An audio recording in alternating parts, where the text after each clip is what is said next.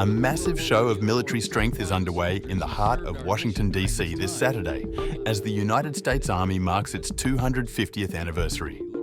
The Grand Military Parade, complete with marching battalions, tanks and aerial flyovers, was personally requested by President Donald Trump, who is in attendance to celebrate both the historic milestone and his own birthday. The parade route runs through the National Mall, with thousands of active duty troops, veterans and spectators gathering to witness the spectacle. Soldiers from each branch of the armed forces, including the National Guard and historic regiments, are participating in what is being described as one of the largest ceremonial displays in recent US history.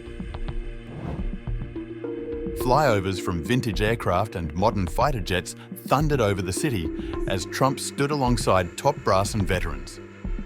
He delivered remarks honouring generations of American service members, declaring the military the beating heart of our great republic and vowing to restore strength, discipline and American pride. But while the spectacle commands attention in the capital, dissenting voices are rising across the nation. In over 300 cities, demonstrators are rallying under the banner "No Kings," protesting what they describe as authoritarian tendencies and the politicization of the military. The No Kings movement, a nod to the Founding Fathers' rejection of monarchy, includes progressive groups, civil rights advocates, and anti-war coalitions. Protesters say Trump's involvement in the parade turns a military commemoration into a political campaign event and raises alarm over militarism in domestic affairs. In New York, Chicago, Los Angeles, and dozens of state capitals, marchers carried signs reading "No fascism in our streets," "The military is not a prop," and "Democracy, not authoritarianism." Organisers emphasised that their protest is not against the troops, but against the use of the military for political optics.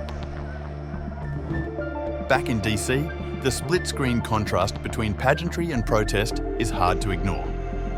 While armoured vehicles roll past the Washington Monument, thousands gather outside Lafayette Square, chanting and waving placards. Security is tight, with the National Guard deployed in select areas to maintain order. As the country prepares for a heated election cycle, today's events underscore a nation deeply divided. One half draped in flags, celebrating military legacy and leadership. The other raising its voice in protest, warning against the rise of authoritarianism. For now, the military parade continues to roll through Washington with full ceremonial honours. But the echoes of protest serve as a reminder that even as America honours its past, debates over its future are far from settled.